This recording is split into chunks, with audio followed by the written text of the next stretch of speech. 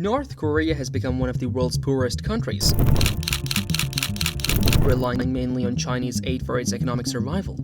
However, North Korea once had a significantly higher per capita GDP than its southern neighbor, South Korea, as well as its most powerful ally, China, which at the time was far more powerful than the South. However, as time passes and things change, it has come to the point where North Korea is falling behind to the point where its people are starving and living in absolute poverty because of this. So, what happened to North Korea? Why did it become so poor? Well, follow us during the whole video as we reveal the mystery of North Korea's insane poverty. You see, in the early 1970s, North Korea's economy experienced a sharp upturn, with its nominal GDP per capita going from $384 to $836 in 1985, an increase in the country's growth rate on an annual basis of up to 25%. In comparison, China reached the landmark of $600 per capita only 10 years later, in 1995, which is 10 years after the US. It is estimated that North Korea will be able to expand rapidly in the coming years due to rapid growth in urbanization, rapid industrialization, and an increase in demand for Western-inspired products. It should be noted that rapid growth is being accompanied by a sharp increase in life expectancy to 70 years and a sharp reduction in childhood mortality rate to 20% as well. As the North Korean population grows and the city expands, Pyongyang becomes one of the biggest cities in the world. The city's population reaches 3 million by the end of the 20th century. As North Korea's wealth increases, it starts imitating the consumer tastes of Western countries as it gets richer. In North Korean magazines published in the late 1970s and early 1980s, you can find spectacular double-page spreads with high-quality textiles and stylish fashion designs that are reminiscent of Western fashion at the time.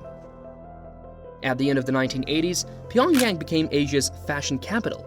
While most of the textile designs that were available to South Koreans at this time imitated those of Western countries, Pyongyang's impact on Chinese fashion at this time was unmatched.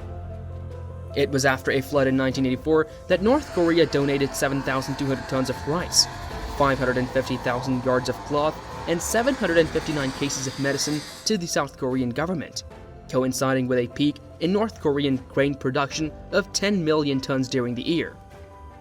It is probably fair to say that the South Korean case study is one of the most widely known examples of foreign aid's success.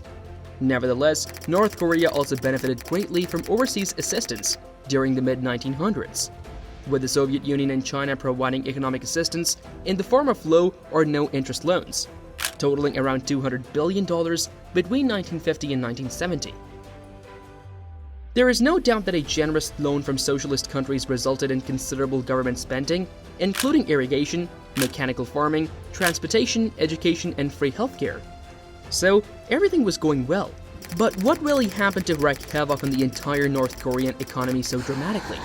You see, there is no guarantee that growth would last forever, and North Korea was no exception. A decade before the 1990s, the South Korean economy was experiencing its own industrial revolution and was opening itself up more and more to international trade, which resulted in a per capita GDP that far exceeded that of North Korea. 30 years after the Korean War ended, the South Korean per capita GDP is 40 times higher than that of North Korea. While the south of Korea is experiencing dramatic growth based on exports, the north of the country is still reeling from the collapse of the Soviet Union. And as a result of the loss of its largest source of oil, the lack of the alternative means of energy generation, North Korea is unable to provide enough electricity for the country. And on top of that, in the early 1990s, the country is driven into widespread famine. Over the course of several years, floods, a reduction in aid from the international community, and poor planning resulted in a 60% reduction in food production. And there are many things that Kim, the second Sung's government, did to alleviate food shortages, including launching a 2 meals a day campaign and mandating work in the fields in order to do so. While North Korea received Western aid for the first time, it is estimated that the country's death toll from starvation and malnutrition amounted to 1 million people, or 5% of the country's population of 22 million. It is believed that North Korea is still suffering from severe malnutrition and poverty even today. Despite most rural areas of North Korea, often home to the poorest citizens, being largely off-limits to the international media, the country remains regarded as one of the poorest countries in the world, and rates of extreme poverty remain among the highest on the planet. However, it has been reported that as a result of the famine, 18-year-old North Korean men are on average 5 inches shorter than their South Korean counterparts, and that nearly half of all children under the age of 5 were reported to be malnourished in 2011. In spite of the fact that hospitals in North Korea remain free at the point of delivery, it is speculated that they're generally only accessible to Pyongyang's elite due to the lack of state funding. Reports indicate that these hospitals are also critically under-resourced, with hospitals reporting severe lack of heating, medicines, and operating equipment. Looking at the stats, according to the U.S. Central Intelligence Agency, North Korean gross domestic product GDP stood at $40 billion in 2015, according to the CIA's World Factbook, which hasn't updated its GDP information since that time. In terms of GDP per capita, North Korea had a per capita GDP of $1,700. The agriculture sector makes up 22.5% of GDP, the manufacturing sector makes up 47.6%, and the service sector makes up 29.6%. Moreover, some analysts argue that the country still makes significant investments in its military, and some analysts even argue that these investments may actually have a negative impact on the country's economic development. There are estimates that North Korea spent an estimated $4 billion on defense in 2019, the most recent year for which estimates are available. This represents approximately 24% of its gross domestic product.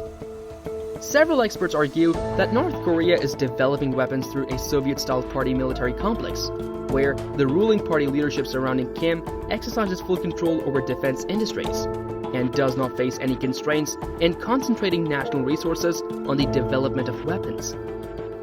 As KCNA's report on the assembly meetings indicated, North Korea was struggling to revive its moribund economy, battered by mismanagement, US-led sanctions over Kim's nuclear ambitions, and border closures associated with COVID-19.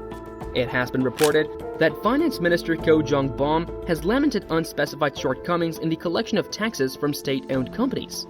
According to KCNA, the deputy premier asked economic workers to strengthen their ideological resolve and put the interests of the entire country before those of their own units. Ko said in his speech that the budget for this year should be implemented without fail in order to financially support the efforts in order to strengthen the country's defense capabilities and economy. According to him, 45% of this year's budget will be spent on a huge umbrella category that covers efforts to develop the economy and improve the standard of living of the people.